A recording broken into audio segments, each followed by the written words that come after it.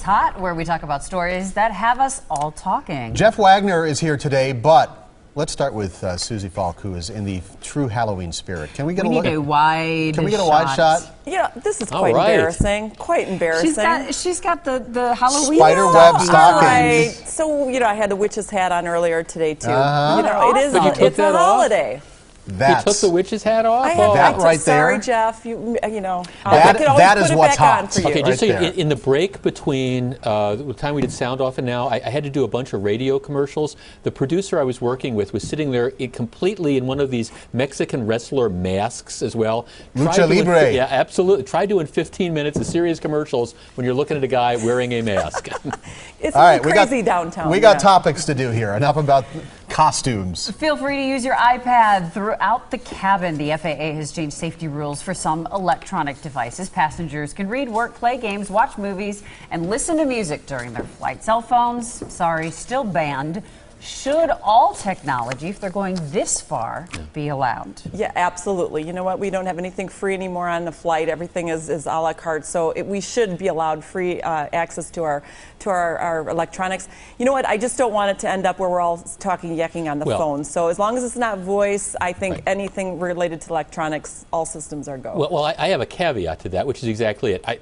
If the difference between the plane crashing on landing or not crashing is me on my Kindle, I don't want to be on that particular plane. So I don't have a problem with the electronics. I don't though want to be sitting in a cockpit or in a plane where somebody's got the cell phone with all the ambient noise screaming at the top of their lungs so everybody has to hear it. I'm in favor of the cell phone ban continuing. Everything else I think would be okay. You know, back in the days when I used to fly for my job every once in a while, I used to love the 3-4 hours on the plane where I was in a bubble where nobody could get a hold of me.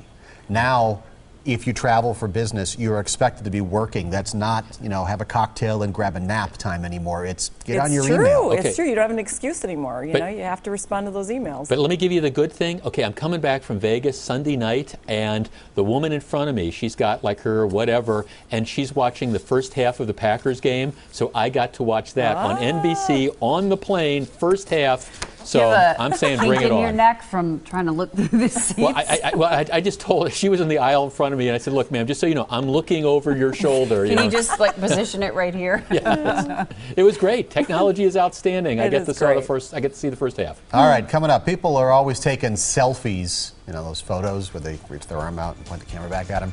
Now people are taking selfies at funerals. Yeah, that goes too far. You chose this topic. Coming up next. The day. Again, we are joined by Susie Falk and Jeff Wagner from News Radio 620 WTMJ. In Raleigh, North Carolina, a single mom having dinner at Pizza Hut when she noticed one of her kids' ADHD medication was starting to wear off. She apologized in advance, the man sitting nearby, in case her kids got out of control. After dinner, the waitress said the man paid for her dinner and even left a gift card along with a note saying he admired her parenting efforts. What do you think of that? I think it's great. I mean, to me, this is one of these, first of all, parents get enough criticism when their kids misbehave and things. In this particular case, this is the type of positive feedback. I'm sure that act, buying that woman dinner, meant more to her than anything could have possibly. What a great random act of kindness. Absolutely. At first, the cynic in me thought this was a PR stunt, but when you read the note and you sort of think about the timing of it all, I do think it was legitimate. I think we should all be paying it forward, that we should highlight and celebrate examples like this. And congratulations to the media and you guys for talking about it. And let's all do something like that around the holidays. It's more than just a cup of coffee. You need more people doing something like this. Just little things to brighten people's day. It doesn't have to be something this big, but just the kind gestures every day. You're in line to buy the movie tickets, and you see behind you, there's a couple soldiers, for example, people in uniform.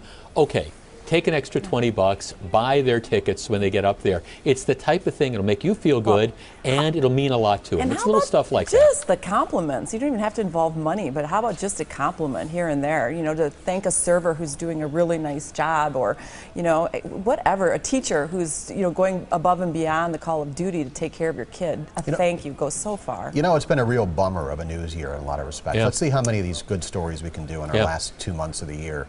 Agreed. As we close close out the month of October today. All right, lightning round time now. A new social media trend not everybody thinks is very amusing. Taking self-photos, they call them selfies, on the day one attends a funeral. Some of the pictures taken before, during, or after services are serious, some not so much. Is this social media trend inappropriate? The question I want to ask is this generation lost? Have we lost this generation? What makes you think during a funeral service it's a good idea to take out your phone and take a picture? They're trying to express their sadness for losing Grandpa, and this is what they do. They are constantly communicating with each other. And it's mostly girls, and they are using facial expressions to express their emotions. It's sort of silly. It's ridiculous.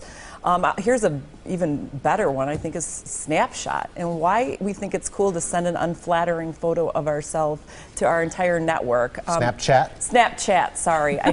I don't understand it, but I see these 16-year-old girls who are sitting there trying to make the most disgusting face they possibly can to provide their friends with entertainment. So I think, social media world is pretty out there, and I think these kids are going to grow up and realize one day maybe we shouldn't have done that.